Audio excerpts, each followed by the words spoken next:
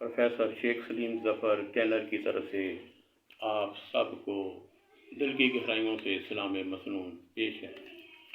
برادران اسلام، رمضان شریف کا مقدس مہینہ گزر رہا ہے، جس کے بارے میں ارشاد ہے کہ یا ایھا الذین آمنوا کتب علیکم الصیام کما کتب علی الذین من قبلکم لعلکم تتقون۔ اے ایمان لانے والو، روزے تم پر فرض کیے گئے جس طرح تم سے پہلی امتوں پر فرض کیے گئے تاکہ تم متقی بن جاؤ۔ پھر اسی رمضان شریف کے بارے میں قرآن نے کہا شہر رمضان الذی انزل فیہ القرآن، رمضان شریف وہ مہینہ ہے جس میں قرآن پاک نازل ہوا۔ حضور اکرم صلی اللہ علیہ وسلم نے فرمایا الصوم جنۃ، روزہ جو ہے وہ ڈھال ہے، یعنی جب برائیاں اس کی طرف آتی ہیں تو وہ روزہ دار کہتا ہے کہ میرا روزہ ہے، اس طرح اس کو وہ ان برائیوں سے، ان گناہوں سے وہ روزہ دار جو ہے بچ جاتا ہے۔ پھر حضور اکرم صلی اللہ علیہ وسلم نے فرمایا کہ روزہ دار کے لیے سمندر کی جو مچھلیاں ہیں وہ دعا کرتی ہیں۔ پھر فرمایا کہ پہلا عشرہ جو ہے رحمت ہے، دوسرا عشرہ جو ہے وہ بخشش ہے، تیسرا عشرہ جو ہے وہ جہنم سے چھٹکارا ہے۔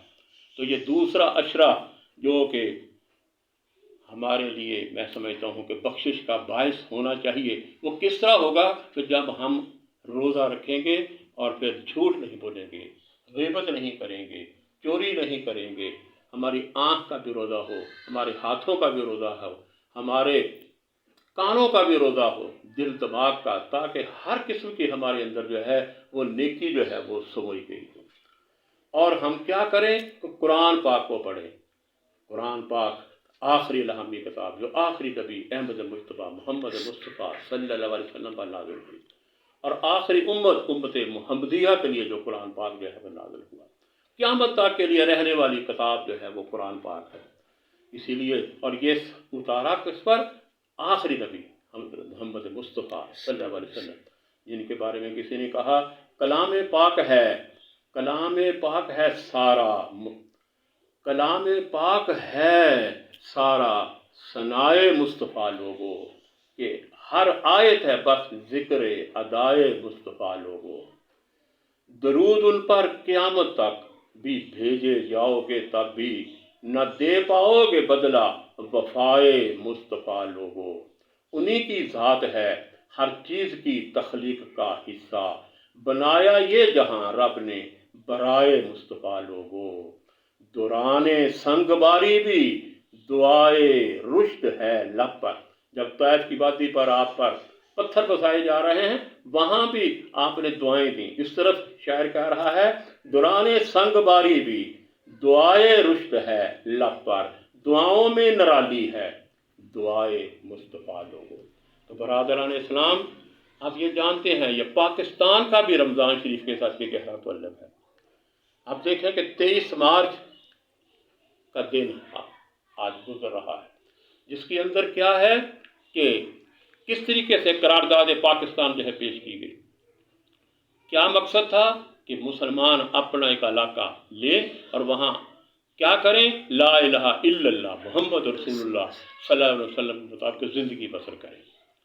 پھر اس کے بعد جو علامہ اقبال رحمۃ اللہ علیہ تھے، سر سید احمد خان تھے، پھر اس کے بعد قائد اعظم رحمۃ اللہ علیہ اور دوسرے جتنے بھی ہمارے اکابرین ہیں، انہوں نے کوشش کی اور 7 سال کے اندر پاکستان جو تھا وہ مارد وجود میں آ گیا۔ اور یہ دیکھیں پاکستان کب ہوا؟ 27 رمضان المبارک ہے، لیلۃ القدر ہے، اور اس وقت پاکستان کا وجود جو ہے وہ آ رہا ہے۔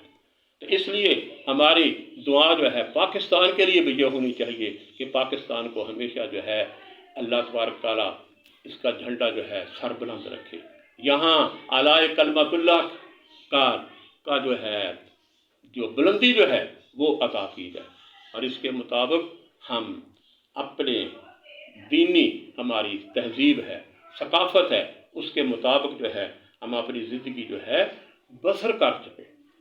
تو اس لیے ہمیں کیا کرنا ہے؟ ہر وقت یہ کیا کرنا چاہیے؟ جس وقت بھی 23 مارچ ہو، 14 اگست ہو، یہ رمضان شریف کا مہینہ ہے، کیا کرنا چاہیے؟ ہمیں قرآن پاک پڑھنا چاہیے، حضور اکرم صلی اللہ علیہ وسلم پر گلہائے عقیدت یعنی نعت کی شکل میں بیان کرنی چاہیے، ہمیں صحابہ کرام کی باتیں کرنی چاہیے، ہمیں آل رسول کی باتیں کرنی چاہیے، ہمیں اولیاء اعظام کی باتیں کرنی چاہیے، ہمارے اپنے جو اکابرین ہیں ان کے لیے بھی ہمیں ان کے لیے جو ہے انہوں نے جو اچھے کام کیے ہیں ان کا جو ہے تذکرہ کرنا چاہیے، دعائیں کرنی چاہیے۔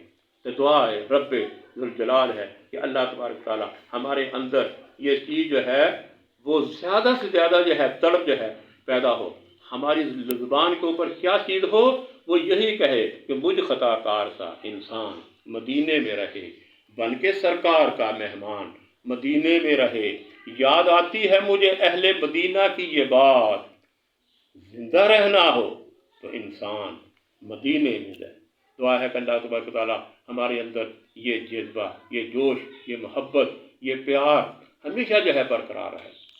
ہمارا کیا ہوتا ہے جب رمضان شریف آتا ہے تو ہم بے صبری دکھاتے ہیں، بے قراری دکھاتے ہیں، بازاروں کے اندر قیمتیں جو ہیں ان کو بڑھا چڑھا دیتے ہیں، لوگوں کے پہنچ سے دور ہو جاتی ہیں، بے چینیاں ہوتی ہیں، بے قراریاں ہوتی ہیں۔ یہ نہیں ہونا چاہیے، بلکہ قیمتیں جو ہے کم ہونی چاہیے، جو چیزیں جو ہیں انسان کو آسانی سے ان کو میسر آنی چاہیے۔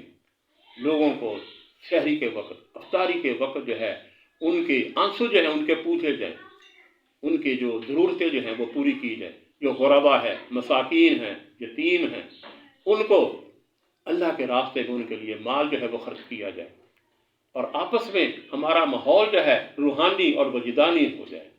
دعا ہے کہ اللہ تبارک تعالیٰ ہمارے اندر یہ جذبہ، یہ محبت جو ہے ہمیشہ رہے، بلکہ یہ الفاظ ہماری زبان پر رہے، کچھ نہیں مانگتا شاہوں سے جو شیدا تیرا، یعنی جو مسلمان ہے، روزہ دار ہے، وہ کیا کہے؟